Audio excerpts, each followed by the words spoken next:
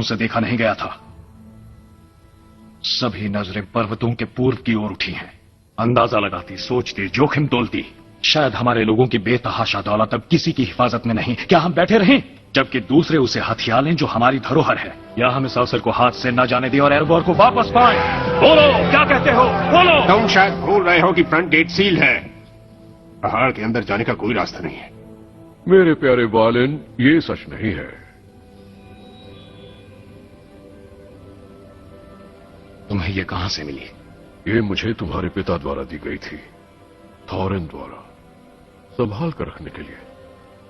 अब ये तुम्हारी है।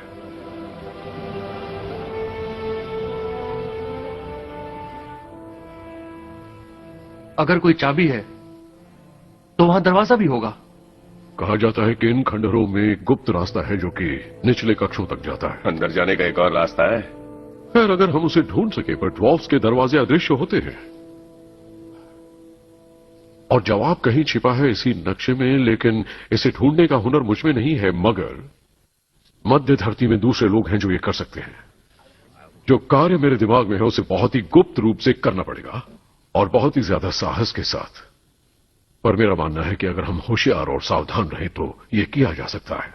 इसीलिए हमें सेंधमार की जरूरत है। और वो भी जो बेहतरीन हो और काफी एक्सपर्ट भी हो। और क्या वो तुम हो? मैं हूं क्या? इसने कहा ये एक्सपेरेट है। मैं एक सिनमार नहीं हूं। मैंने जिंदगी में कभी भी चोरी नहीं की। लगता है मुझे मिस्टर बैगिन से सहमत होना पड़ेगा।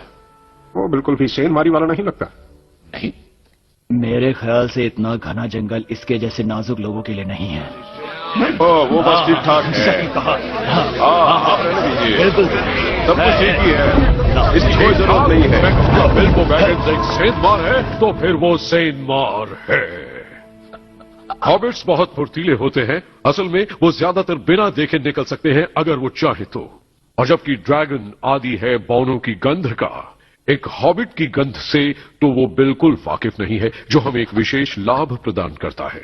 तुमने मुझसे कहा कि हमारी कंपनी का 14वां सदस्य ढूंढो, तो मैंने चुना है मिस्टर बैगिन्स को। उसका हुनर उसकी सूरत से नजर नहीं आता और उसके पास देने के लिए आपकी उम्मीदों से कहीं ज्यादा है, जिसमें मैं भी शामिल हूं।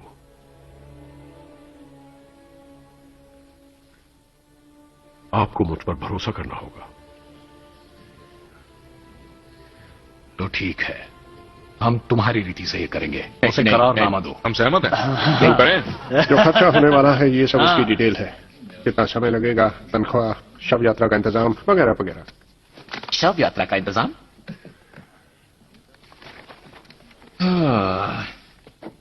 मैं उसकी सुरक्षा की गारंटी नहीं दे सकता। मैं समझ गया। ना ही उसके अंजाम के लिए मैं जिम्मेदार रहूंगा। मैं सहमत हूं। शर्तें कैश ऑन डिलीवरी, लाभ के कुल भाग के 1/14वें भाग से ज्यादा नहीं। ये सही लगता है। वर्तमान कंपनी जिम्मेदार नहीं होगी उन घावों के लिए जो दिए जाएं या लगें इसके परिणाम स्वरूप। इसमें हो सकता है कि चमड़ी उधड़ जाए या तुम जल जाओ। चमड़ी जलने तक? वो तुम्हारी हड्डियों पर लगा मांस पिघला कर रख देगा आंख झपकते ही। अच्छा है। तुम ठीक हो जवान? हाँ, मैं ठीक हूं। थोड़ी बेहोशी लग रही है। समझो आग की भट्टी पंखों पर सवार। मुझे हवा चाहिए।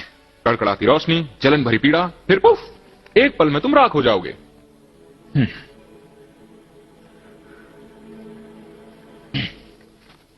नहीं।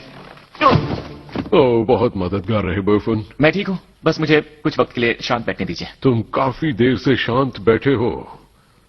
मुझे बताओ, कब से ये डॉलीज और तुम्हारी मां के बर्तन इतने महत्वपूर्ण हो गए? मुझे याद है वो छोटा सा हॉबिट जो हमेशा भागा रहता था एल्फ्स की खोज में उन जंगलों में। देर देर तक बाहर रहता था। अंधेरा होने के बाद घर आता था अपने साथ मिट्टी और कचरा और जुगनू घसीटते हुए। उसे इससे बेहतर कुछ नहीं आता था कि वो पता लगाए कि क्या है वहां शायर की सरहदों के पार।